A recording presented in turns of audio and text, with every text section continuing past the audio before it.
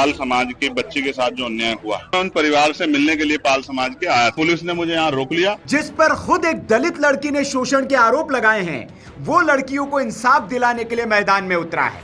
Chandrashekhar Ravan UP के प्रयागराज में किसी पीड़ित परिवार से मिलने जाना चाहते हैं।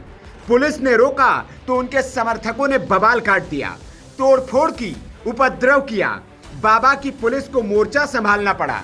लेकिन चंद्रशेखर के समर्थक काश रोहिणी घावरी के लिए भी मैदान में उतरे होते तो उनकी पाखंडी सियासत यूं उजागर न होती। लेकिन अब चंद्रशेखर आजाद का बचना मुश्किल है। एक दलित लड़के के साथ धोखेबाजी और यौन शोषण के आरोप है चंद्रशेखर पर। रोहिणी घावरी ने जो संगीन आरोप लगाए हैं, उसे सुनने के बाद तो चंद्रशेखर को जेल में होना चाहिए, लेकिन वो सड़कों पर सियासत कर रहे हैं। किसी और सामान्य व्यक्ति पर ऐसे आरोप लगे होते तो पुलिस अब तक उठाकर जेल में डाल देती। लेकिन चंद्रशेखर सांसद जो ठहरे, इसलिए विशेषाधिकार का लाभ ले रहे हैं। लेकिन ये ज्यादा वक्त तक चलने वाला नहीं है, क्योंकि महिला आयोग की सिफारिश के बाद अब मामला सीधा पीएम मोदी तक पहुंच चुका है। रोहिणी ने अब सीधे प्रधानमंत्री नरेंद्र मोदी को पत्र लिखकर न्याय की गुहार लगा दी है। इस चिट्ठी में उन्होंने पीएम मोदी के सामने चंद्रशेखर के सारे काले कारनामों का खुलासा किया है।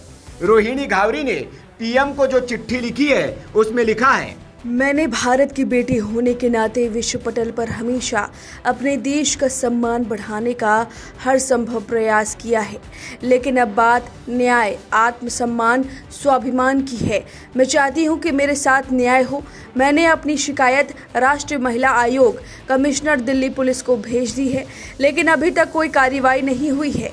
इस हादसे ने मेरा जीवन बर्बाद कर दिया है और समाज के ठेकेदार एक महिला को ही अपमानित कर रहे हैं। लंबे समय तक डर, डिप्रेशन, अवसाद में रहने के बाद अब इतनी हिम्मत की है कि मैं लड़ सकूं। न्याय और सम्मान के लिए यह लड़ाई लाखों करोड़ों महिलाओं के आत्मसम्मान की है।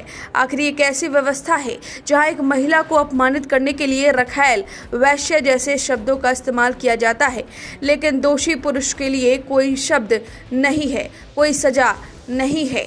प्रधानमंत्री जी, आपसे मेरी प्रार्थना है कि मुझे न्याय दिलाया जाए।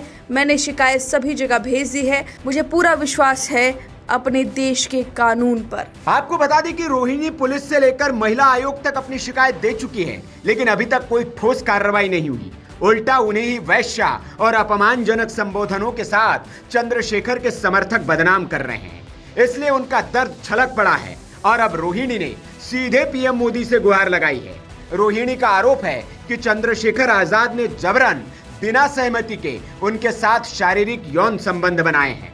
शादी का झूठा वादा देकर उनका शारीरिक और मानसिक शोषण किया है और विरोध करने पर जान से मारने की धमकी और निजी तस्वीरें और वीडियो सोशल मीडिया पर डालने की धमकी दी है। इन आरोपों के बाद यूपी महिला आयोग ने भी एक रिपोर्ट तैयार की है और चंद्रशेखर रावण पर कार्रवाई की अनुशंसा की है। अब देखना होगा कि पीएम मोदी के पास ये मामला पहुंचा है तो चंद्रशेखर रावण पर क्या कार्रवाई होती है और क्या उन्हें एक दलित लड़की के साथ यौन शोषण के लिए कोई सजा मिलती है। Bureau report, VK news. VK news, राष्ट्र के नाम।